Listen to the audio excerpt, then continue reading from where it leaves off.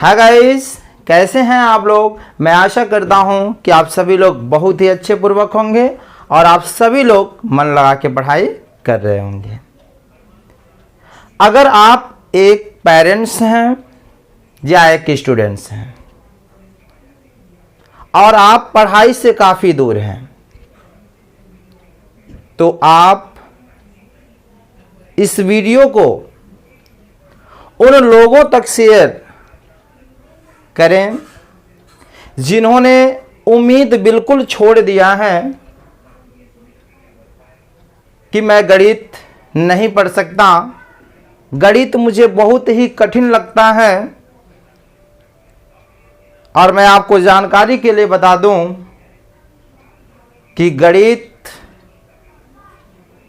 जितना आसान सब्जेक्ट है उससे आसान तो कोई सब्जेक्ट ही नहीं है।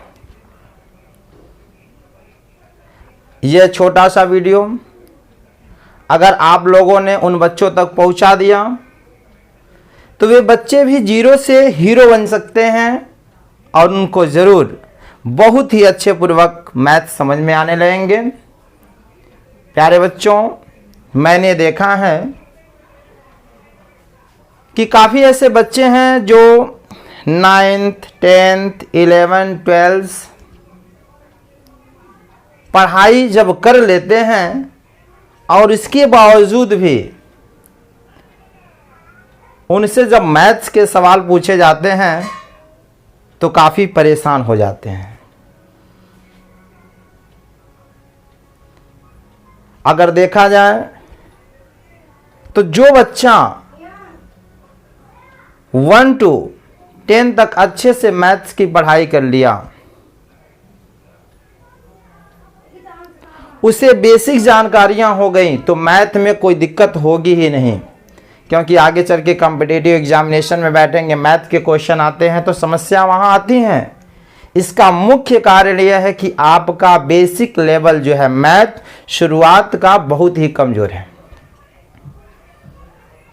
कैसे इसको सही किया जाए। प्यारे बच्चों, अगर कोई बच्चा मैथ्स में कमजोर है, अच्छे से नहीं समझ में आ रहा है, तो कहीं ना कहीं उस बच्चे के साथ साथ टीचर का भी अहम रोल होता है। बच्चों को अगर मैथ्स कठिन है तो उसमें कुछ टीचर का भी रोल होता है। क्यों? जैसे देखे होंगे कि क्लास 8 में अगर बच्चा पढ़ता है और उसमें मान लीजिए स्टैटिक्स सांख्यिकी चैप्टर है, या 9th 10th में है, तो उसमें जब आगे पढ़ाया जाता है तो टीचर्स क्या कहते हैं कि ये अध्याय तो आपने पढ़ लिया होगा, पीछे की जानकारी हो गई होगी, तो फिर यहां से हम पढ़ते हैं। और जिन टीचर ने उन बच्चों को पीछे का पाठ नहीं पढ़ाया है तो कहीं ना कहीं वह भी दोषी हैं। आपको पढ़ाना चाहिए था, सिलेबस कंप्लीट करना चाहिए था। अब बताइए, जब पीछे का वो लेवल पढ़े ही नहीं रहेंगे तो बताइए कठिन लगेगा कि नहीं लगेगा? बिल्कुल लगेगा। और यही नहीं, सिलेबस के अतिरिक्त अगर आप 2, 3, 4, 5 में जब पढ़ रहे हो, मैंने शुरुआती स्तर की मैं बात कर रहा हूं,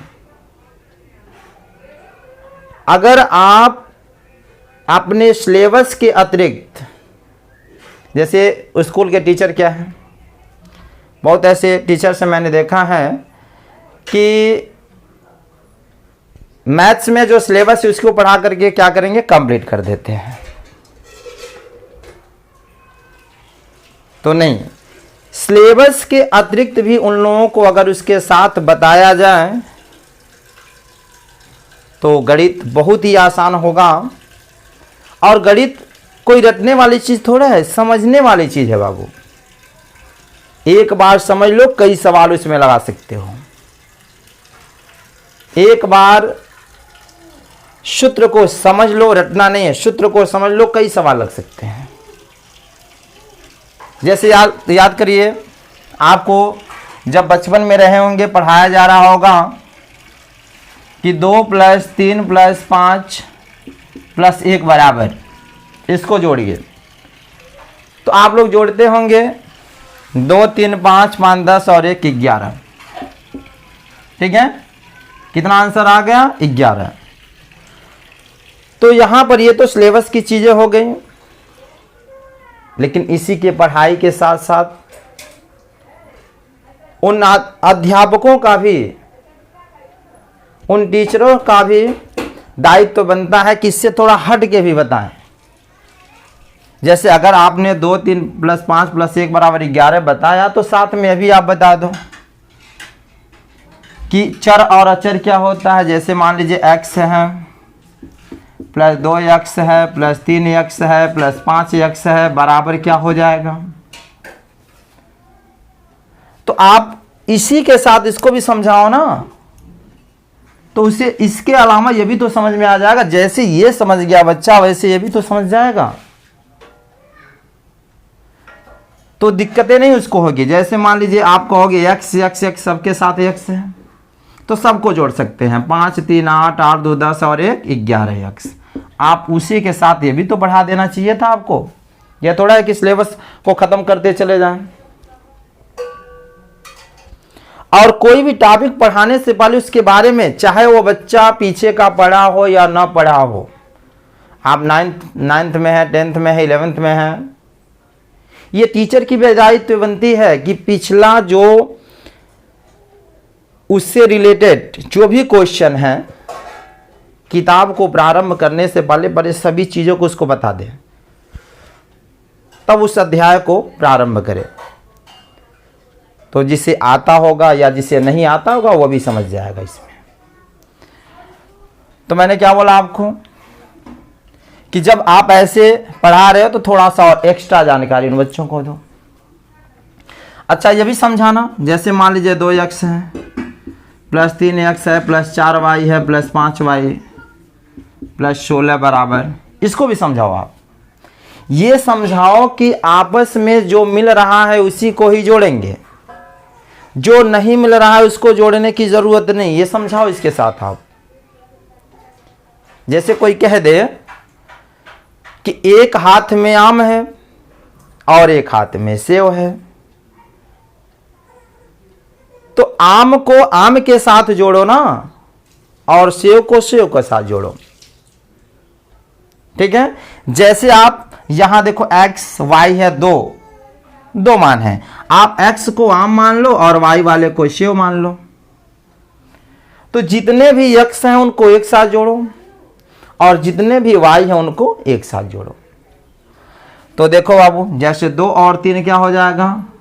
5x और 4y में 5y जोड़ेंगे तो 4 5 9y प्लस 16।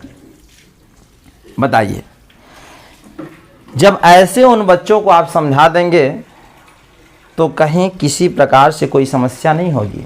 और यही बेसिक लेवल जिसको नहीं समझ में आता है, फिर आगे चल के कठिनाइयाँ उनके सामने आ जाती हैं। दूसरी बात, जैसे सूत्र होता है आपको समझाया जाता है, किसको रट लो बाबू, a + b का होल स्क्वायर बराबर a² + b² + 2ab, है ना। कहा जाता है इसको रट लो को बढ़िया से। रटा तो दिया जाता है, किताब में जो 2 4 5 क्वेश्चन इस पे रहते हैं लगवा दिया जाता है, लेकिन आप उससे थोड़ा हट के भी सवाल लगाने की कोशिश करें, किताब से हट के। जब पढ़ाया जाता है तो उसको अलग से थोड़ा प्रैक्टिस होमवर्क के रूप में दिया जाए, तो आपको कहीं किसी प्रकार से कोई दिक्कत नहीं होगी। जैसे क्रिकेट होता है, क्रिकेट में देखे होंगे, अगर आप क्रिकेट खेले होंगे तो बॉलिंग किए होंगे, तो क्या आपको रटना पड़ा कि 1 ओवर में कितने बॉल होता है? नहीं रटना पड़ा। तो उसी प्रकार ये प्रैक्टिस के ऊपर निर्भर करता है। आप इसको एक बार लगाओ तो आपको पता चल जाएगा, अच्छे से लगाओ, समझ के लगाओ तो पता चल जाएगा हाँ ये ऐसे आएगा क्वेश्चन तो हम कैसे करेंगे। और जब क्रिकेट होता है, रोहित शर्मा क्रिकेट इस समय देख रहे हो, 2020 वर्ल्ड कप चल रहा है और इसमें आपको पता है ऑस्ट्रेलिया के खिलाफ 92 रन बनाए, ताबड़तोड़ बैटिंग हुई। एक अच्छा बैट्समैन है, तो क्या आप देखते होंगे कि क्रिकेट खेलने से पहले, एक टीम के साथ क्रिकेट खेलने से पहले उसके पहले प्रैक्टिस किया जाता है। वह प्रैक्टिस करता है, क्यों करता है? क्योंकि कौन सी बॉल कैसे आएंगे उसको प्रैक्टिस करते करते और भी आदत बन जाती है, और जब फील्ड में जाता है वहाँ पर क्रिकेट में तो और अच्छे से वहाँ खेलता है।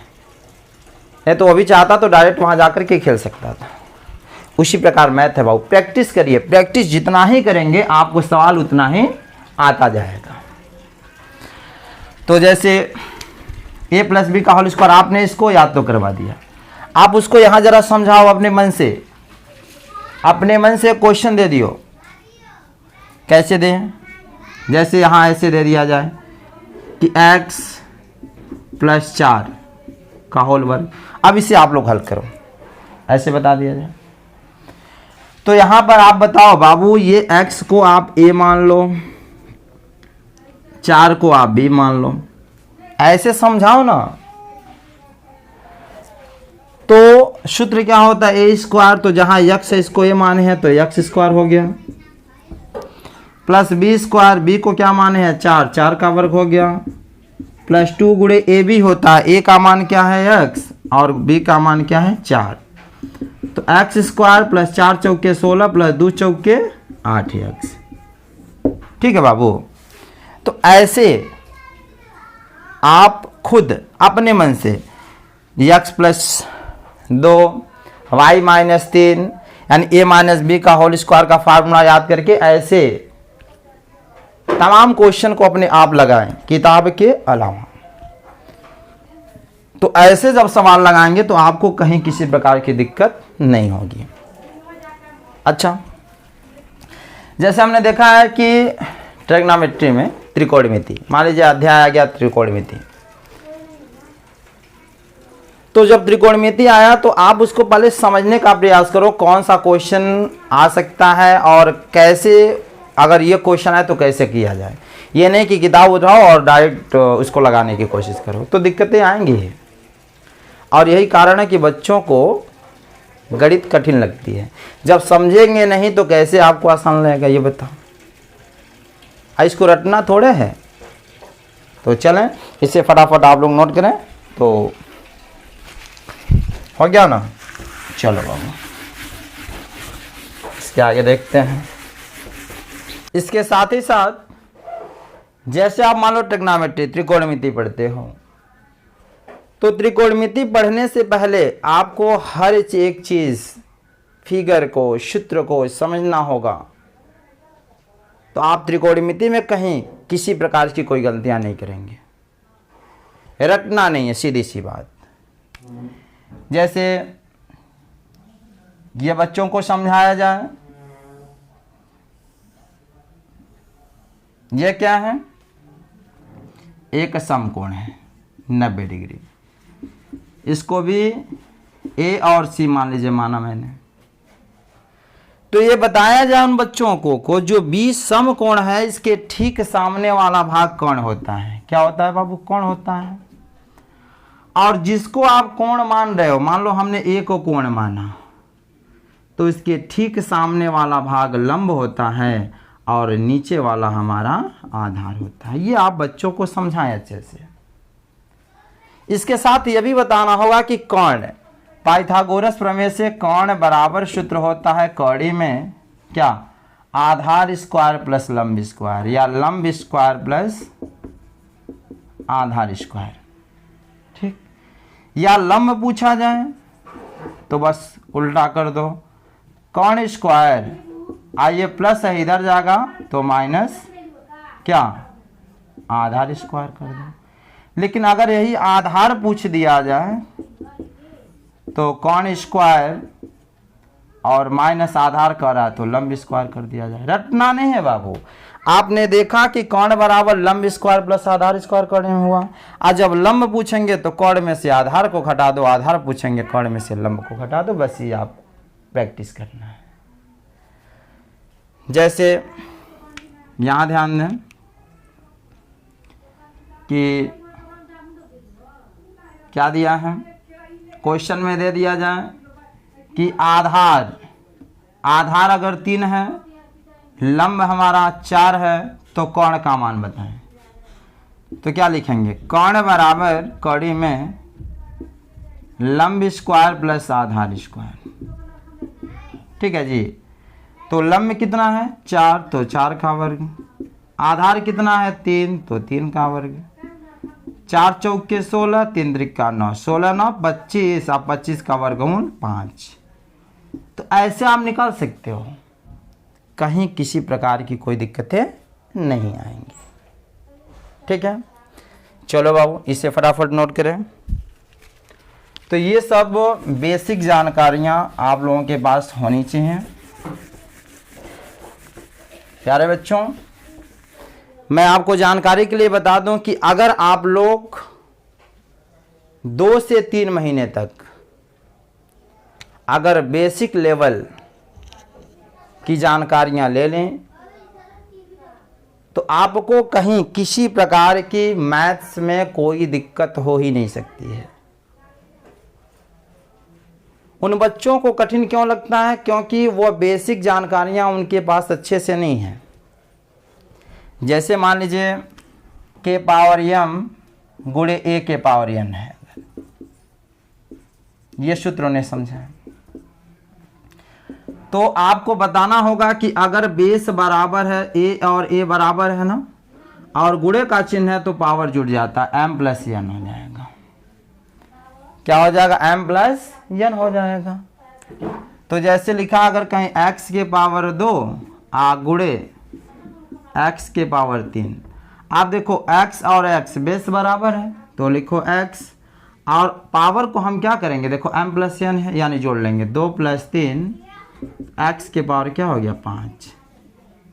ठीक है, अब ये नहीं कि यहीं बता के छोड़ दो, आप थोड़ा सा और उन्हें बताओ कि अगर लिखा है कि y के पावर -4 गुणे y के पावर -5, यहाँ माइनस चिन्ह है और यहाँ भी माइनस चिन्ह है, तो माइनस चिन्ह है तो क्या होगा बाबू, घबराने की जरूरत नहीं है। बेस बराबर है y लिखो, आपको पता है गुणा में घात जुड़ जाता है, तो -4 प्लस ब्रैकेट में क्या है -5, तो y के पावर -4 धन में ऋण का गुणा हो, ऋण हो जाए 5, अब y के पावर -4 और 5 माइनस, जितना भी माइनस हो उन सभी को जोड़ लिया जाता है, लेकिन चिन्ह क्या होता है माइनस, तो 4 और 5 9 -9।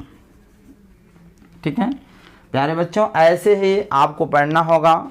अगर ऐसे पढ़ाई करेंगे तो आपको मैथ्स में कहीं किसी भी प्रकार से कोई दिक्कत नहीं होगी। अगर आप 3 से 4 महीने तक अच्छे से बढ़िया से हर एक सूत्र को समझते हुए सवाल अगर कंटिन्यू आप लगाते गए तो मैं वादा करता हूं कि मैथ्स के अलावा मैथ इतना आसान लगेगा कि कहोगे सर ये सबसे आसान सब्जेक्ट है। प्यारे बच्चों, अगर ये वीडियो आपको पसंद आया, आपको अगर कठिन लगता हो, मैथ्स में कठिन लगता हो, नहीं समझ में आता है, आप कमेंट बॉक्स में कमेंट करके बताएं, तो मैं ऐसे इससे रिलेटेड बेसिक स्तर के क्वेश्चन मैं आपको समझाऊंगा, आपके सभी डाउट्स वहाँ क्लियर हो जाएंगे। तो प्यारे बच्चों, ऐसे ही अन्य वीडियो देखने के लिए हमारे चैनल को लाइक, सब्सक्राइब और शेयर करें। मिलते हैं ऐसे अन्य वीडियो के साथ, तब तक के लिए धन्यवाद।